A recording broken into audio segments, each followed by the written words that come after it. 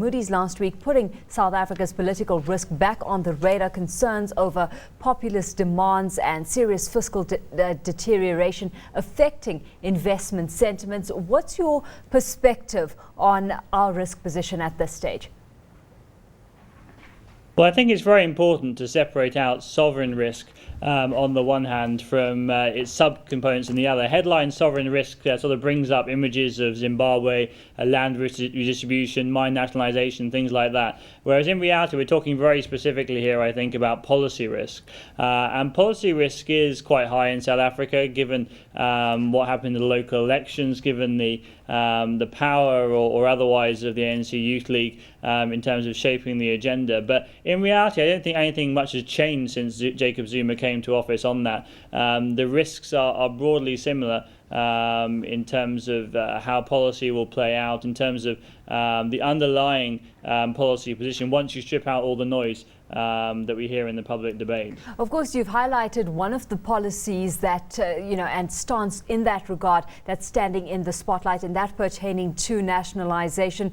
There's increased volatility being anticipated going forward as we have the ANC's mine nationalization review coming out at the end of the third quarter. What are your broader expectations in that regard? Well, I think this is a classic example of where you have to strip out the sort of underlying policy direction from the noise that's on top. Actually, I mean, talking to the government, the message has always been that the review is specifically set up, if you like, to give the answer that no, there won't be mine nationalisation. There will be a greater involvement of the public sector in the mining industry and through the state-owned mining company, but not an actual outright nationalisation. And I think investors do realise that, and that has now sunk in, and hence in an event we had recently at Nomura with Deputy Finance Minister, the issue didn't even come up at all. I think people have now accepted that. And this comes back to the idea that actually perhaps not that much has changed overall on the policy risk front. The interesting new thing is obviously the role of Ibrahim Patel and in the FDI process that we saw with the Kansai Free World Paint deal and also the Massmart Walmart deal. That is slightly new, and that is a degree of uncertainty. But I would say still that issue is quite easy for investors to get their head around once they understand the constraints of the developmental state. Of course, when you're looking at policy risk as one of the facets, that makes up sovereign risk, it's hard not to look at political risk as well. And in that regard, the big event remains the ANC election conference next year. In that regard, how are you pricing things there? Well, I think that's still far too far away for markets really to start considering at the moment, at least the currency markets and CDS. I think long-run FDI investors are starting to think a little bit about that, but not overly concerned. It shouldn't be exaggerated. But that is definitely a very big event where there is the possibility that Jacob Zuma stands down, that we get someone else in his place. And very much the uncertainty there is about if he chooses to stand, who will stand against him. And indeed, if he chooses to stand and knowing perhaps that he might lose, I think that's the biggest risk, whereby him standing might preclude some other sort of good investor-friendly candidates who wouldn't want to stand against him. What about social stability risk? Because that's another facet to consider. Of course, where we're in an environment where we're contending with high unemployment, we've got inflation on the uptick as well. And then, over and above that, rhetoric around racial divides becoming louder as well. Exactly, and that's it's an important long-run component of the story in South Africa, and it was very interesting that Trevor Manuel's Planning Commission picked up on this a lot in their diagnosis document that they put out recently.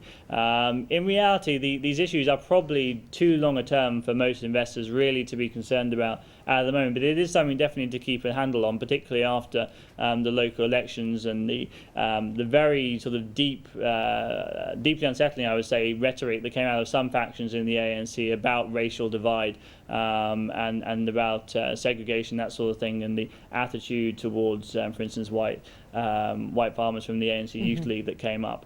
So I think that is definitely something to consider in the longer term when you tie that in with service delivery protests, which kind of I would say investors have got used to that now. They happen so regularly, but it is something to remember that there is a lot of unhappiness in the country about service delivery and about some of these other issues as well, but definitely more of a longer term issue.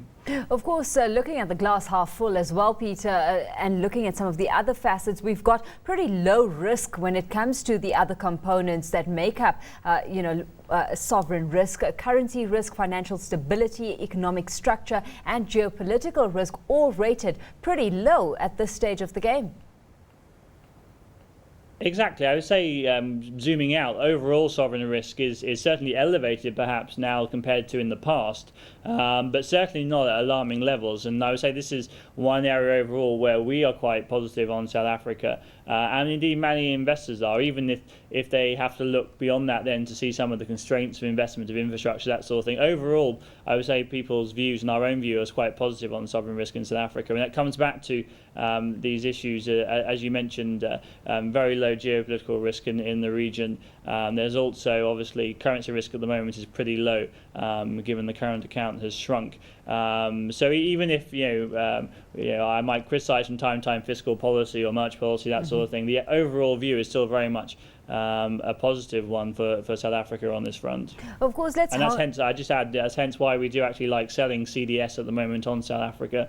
It's an interesting trade there. We're seeing a lot of people wanting to go long CDS in Eastern Europe, and South Africa is a good one to short against it on the positive credit risk view.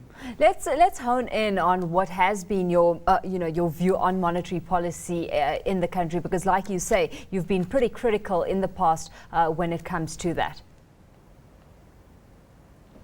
Well, I would say that you should separate out perhaps some of my views in 2007, 2008, which is a very different situation to what's happening now. I think the trouble with the setup in monetary policy now is that we have a difference between what the SARB is saying and the MPC is saying publicly to what they believe privately. They have it's very understandable that in public they're being very hawkish at the moment, given the wage round that's going on, given that inflation is showing outside target for some, albeit temporary, period at the start of next year. But in private, still very much dovish and not afraid to be perhaps slightly late in terms of hiking rates, given their view of only a temporary breach of inflation. I think ultimately that view turns out to be wrong based on my inflation forecast, but given the SARB's own forecasts, given the way they're thinking about the world at the moment, I say that their whole setup at the moment is consistent, it is a credible policy, and it is easily understandable, I think, even if ultimately my views on inflation may differ.